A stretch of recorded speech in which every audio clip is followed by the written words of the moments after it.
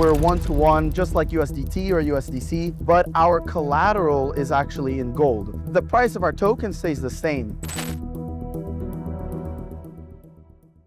Welcome, William. Thank you. First of all, I would like to say thank you for accepting our interview request. Thank you. I want to ask some questions about your company. USDKG is pegged to both gold and USD. How does this dual anchor survive market stress better than a single peg? Yeah, so it's a good question. We're pegged to the dollar. So we're one-to-one, just like USDT or USDC. One USDKG is $1, but our collateral is actually in gold. So your question, how does this help us survive market stress better than other coins? Well, for example, and this is a very practical example, it's something that happened to us already. When we purchased our first mint of $50 million worth of gold, since then, the price has already gone up nearly 40–50%. So the price of our token stays the same. But why that's better for our users is because the over-collateralization means that our users are safer from any potential market events, right? Let's say that we were collateralized as said by treasury bills, like many other cryptos.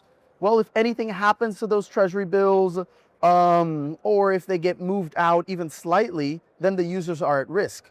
Whereas us, since gold is physical, it's hard to move, and we're over collateralized so much, our users are much safer. Yeah. Thank you. You operate under Kyrgyz Republic laws. Yes. How does this compare to the EU MiCA's framework for institutional compliance? I would say that Kyrgyzstan had an early start. As far back as 2021, 2020, they started changing all the laws in Kyrgyzstan, making virtual asset service provider, or VASPs, as many people know, legal. But I think that the European regulation, as in many other areas around, in anything, they're very strict. I think it's unnecessarily strict. And so that's why our strategy at Gold Dollar, at USDKG, is to focus first on APAC, Africa, South America, Southeast Asia, just because we'd rather get a bearing on the world first. And then once we're well known, maybe start to tackle Europe. I think the regulations there are a lot more tight. And I'm big for regulation. I think frameworks are important. I think that you have to have regulation to have a safe environment, but there's also too much, The Genius Act, for example, I think is great. But MiCA, we'll get there at some point. I think it's more strict. Yeah, I actually love your strategy. Yeah.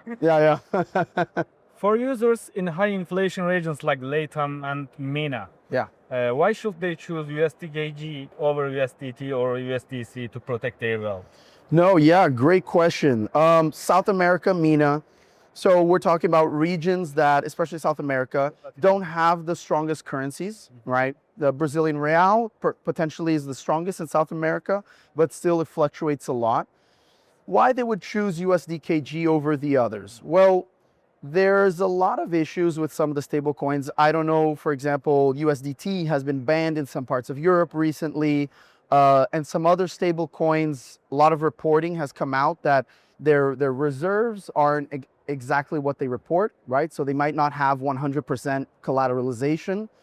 As for USDKG, we publish quarterly reports by Creston Global.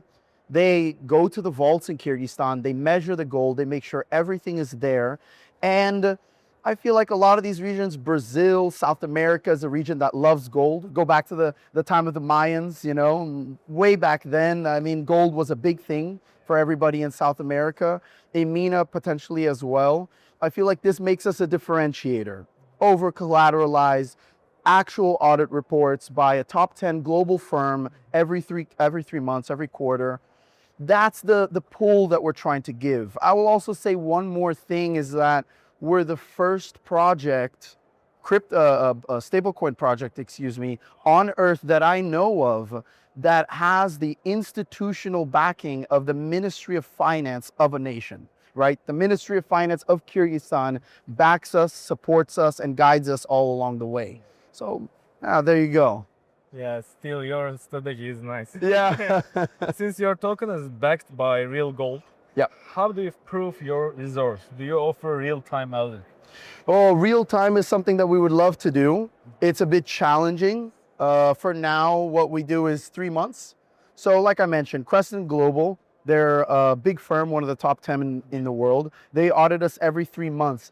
Now, we have thought of the real time tracking, but it's hard with gold because gold has to sit in a vault, right? A real bank vault. And I don't know if you could like install a camera, you know, that would be really nice. Install a camera, make sure nobody's touching the gold, but some things are just too impractical. So I feel like every 3 months is enough to reassure the public. Yeah. Thank you for your time. Hey man, thank you. You were really great. Thank you so much. Yeah. Have a good one, guys.